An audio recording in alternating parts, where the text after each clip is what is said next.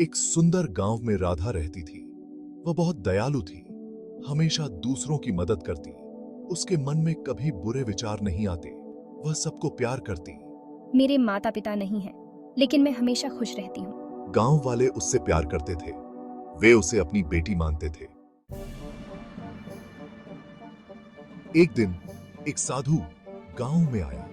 वह बहुत शक्तिशाली लगता था। लोग उससे डरते थे। साधु ने चमत्कार दिखाए। देखो, मेरे चमत्कार में बहुत ज्ञानी है। गांव वाले प्रभावित हुए। उन्होंने सोचा कि साधु बहुत ज्ञानी है। वे उसकी पूजा करने लगे। साधु ने राधा को देखा। वह उसकी सुंदरता पर मोहित हो गया। उसने राधा से शादी करने का फैसला किया। साधु ने राधा को शादी का प्रस्ताव दिया। राधा चौंक गई। वह साधु से शादी नहीं करना चाहती थी। नहीं, मैं आपसे शादी नहीं कर सकती।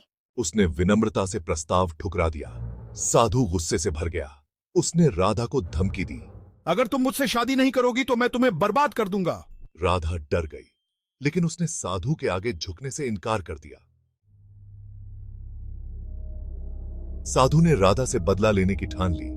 उसने गांव वालों से कहा, राधा एक चुड़ैल है, वह हमारे गांव को बर्बाद करना चाहती है। गांव वाले डर गए। वे साधु की बातों पर विश्वास कर बैठे। उन्होंने राधा का बहिष्कार कर दिया। हम राधा को गांव से निकाल देंगे। हाँ, हमें उससे बचना होगा। वे उसे पत्थर मारने लगे। राधा बहुत दुखी हुई। उसे समझ नहीं आ रहा था कि वह क्या करे।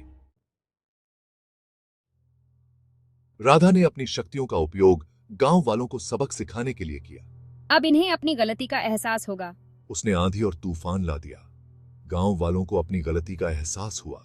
राधा, हमें माफ कर दो, हमने बहुत बड़ी गलती की है। हाँ राधा, हमें माफ कर दो, हम बहुत पछता रहे हैं। मैं तुम्हें माफ करती हूँ, लेकिन आगे से ऐसा मत करना। उसने साधु को सबक सिखाने का फैसला किया। अब तुम्हारी बारी है साधु। राधा ने अपनी शक्तियों का उपयोग करके साधु के झूठ का पर्दाफाश किया। गांव वालों ने साधु को भगा दिया। वे शर्मिंदा थे कि वे साधु के बहकावे में आ गए थे। हमने आपसे माफी मांगी राधा। मैंने आपको माफ कर दिया।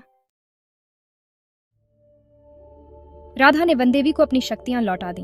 उसने कहा, मुझे शक्तियों की जरूरत नहीं है, मुझे बस प्यार और सम्मान चाहिए। वनदेवी प्रसन्न हुई। उन्होंने राधा को आशीर्वाद दिया। गांव वालों ने राधा को अपना लिया। वे उससे प्यार और सम्मान करने लगे। राधा फिर से खुश रहने लगी। उसने गांव वालों को क्षमा करना सिखाया। आपने हमें सच्चाई और न्याय के रास्ते पर चलने के लिए प्रेरित किया राधा। यह कहानी हमें सिखाती है कि सत्य और न्याय की हमेशा जीत होती है। हमें कभी भी बुराई के आगे नहीं झुकना चाहिए। हमें हमेशा सच्चाई के लिए लड़ना चाहिए। हमें दयालु और क्षमाशील बनना चाहिए। यह याद रखना जरूरी है कि प्यार और सच्चाई ही सबसे बड़ी ताकत है।